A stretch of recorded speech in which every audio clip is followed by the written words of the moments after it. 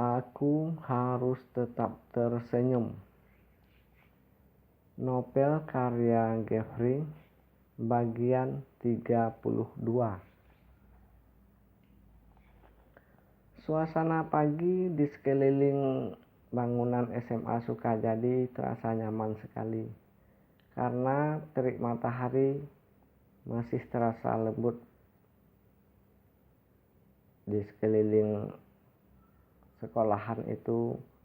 Nampak pemandangan yang cukup menyenangkan. Sisa embun tadi malam yang diterpa oleh sinar matahari bagaikan berlian memancarkan cahaya. Demikian juga halnya di depan bangunan sekolah, tampak bunga berbaris-baris dengan kembang yang mekar beraneka warna. Dan pekarangan sekolah itu amatlah bersih, tidak ada satupun sampah liar karena Pak Amir dan Pak Ujang sangatlah telaten menjaga kebersihan sekolah ini. Tampak Parlan memarkirkan motor bebeknya di depan kantor guru. Kemudian ia berjalan memasuki pekarangan kantor. Tak lama ia melihat Pak Amir yang masih asik dengan sapunya. Assalamualaikum Pak Amir. Waalaikumsalam Nak Parlan. Bagaimana kabarnya Nak? Alhamdulillah Pak. Tuh Pak Khairul sudah menunggu. Ya Pak, saya kesana dulu. Ya silakan Nak. Assalamualaikum. Waalaikumsalam. Nak Parlan masuk. Parlan memasuki ruangan Pak Khairul. Kemudian ia menyalami Pak Khairul, mencium tangan Pak Khairul seperti yang selalu dilakukannya. Duduk Lan. Alhamdulillah Lan, persoalan kita sudah selesai. Rupanya uang yang 3.200.000 itu dibawa Pak Haji Harun ke kota untuk disetorkan ke rekening masjid. Tapi sialnya Lan, dia langsung pulang ke kampung dan tidak ada seorang pun yang tahu kalau dia mengambil uang itu. Maka kaulah jadi korbannya. Karena itulah Lan, kami atas nama keluarga besar sekolah kita mohon maaf yang sebesar-besarnya Lan atas kekasaran kami selama ini padamu. Tak apa-apa Pak. Kalau yang memangnya harus terjadi, ya bagaimanapun dia akan tetap terjadi juga. Bagus Lan. Besok kau datang Lan ya. Mulailah sekolah seperti biasa.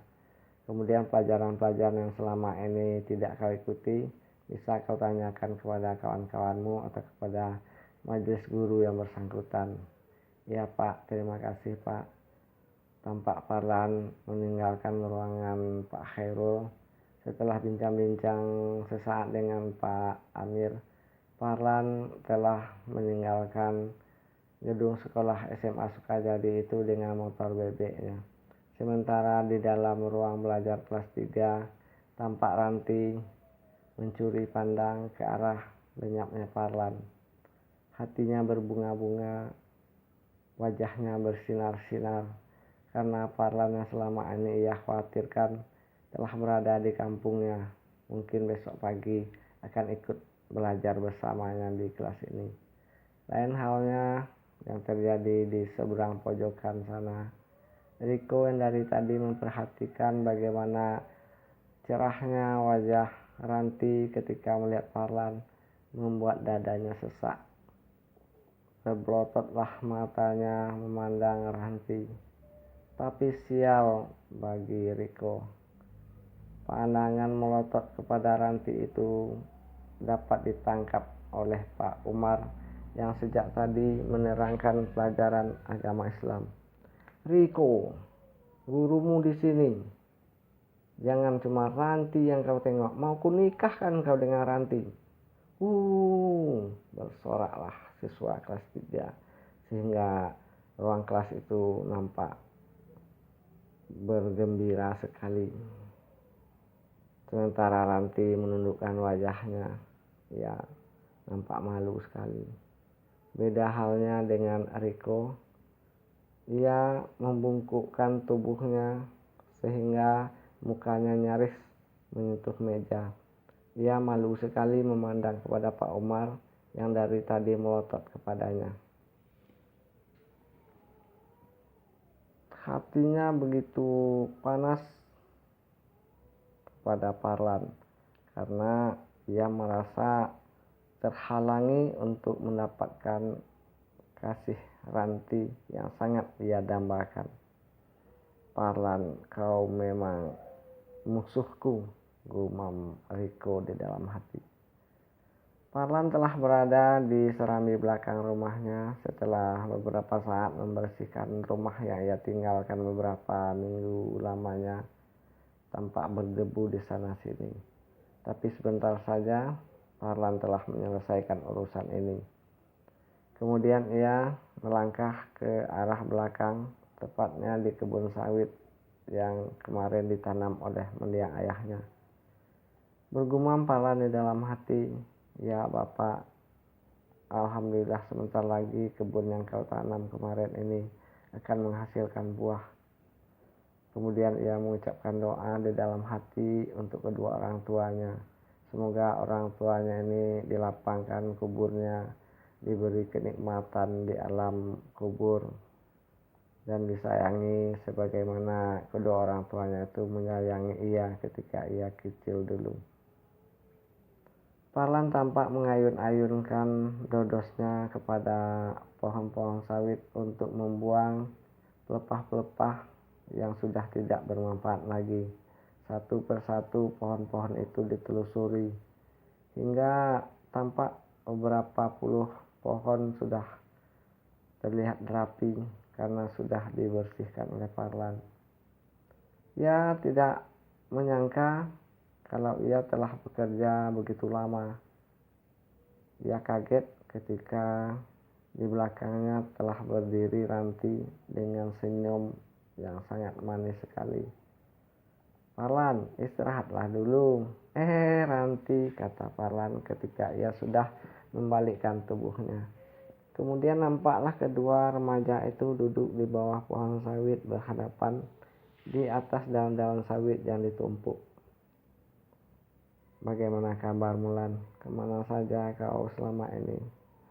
Alhamdulillah Ranti, aku baik-baik saja seperti yang kau lihat saat ini. Ranti, kenapa matamu merah? Kau pucat sekali Ranti. Kau kurus sekali Ranti. Ranti sambil senyum menatap kepada Parlan.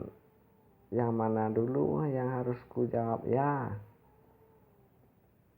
kamu tak usah menjawab Ran, aku sudah tahu kok jawabannya. Ranti tampak memerah mukanya. Parlan cuma diam. Lama mereka terdiam. Kemudian Ranti terdengar sesungutan. Tak terbendung lagi beberapa tetes air mata membasahi pipinya. Parlan.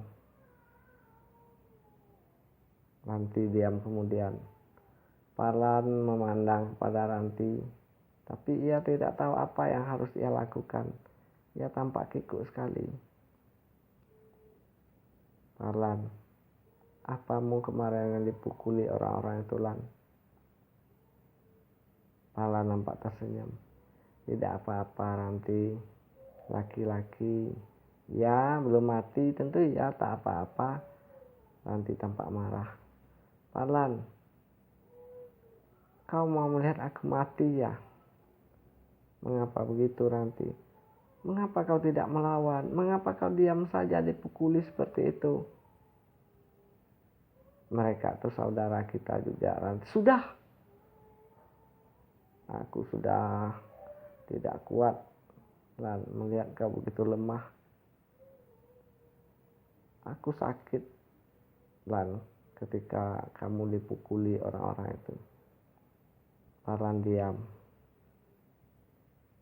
Baiklah Ranti, aku berjanji untuk akan membela diri. Aku tak mau janji Mulan.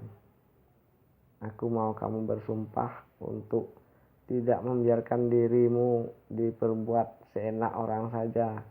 Kau harus bisa membela diri. Kau punya harga diri, Parlan. Ya, aku bersumpah nanti. Tampak nanti diam. Nanti besok aku sudah sekolah lagi. Hehe. Kok cengengesan? Ya, orang senang tentulah begitu. Jangankan kau, Ranti, aku pun sudah sangat tidak sabar untuk datang ke sekolah. Ngapain kau nggak sabar ke sekolah, Lan? Kau kan pintar. Tinggal ujian saja dijamin juara.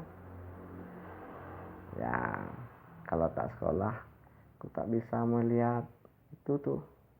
Apa? Tuh? Lihat apa? Senyummu itu, Loran. Mulai tampak mereka bercanda dengan gaya mereka masing-masing. Bersambung.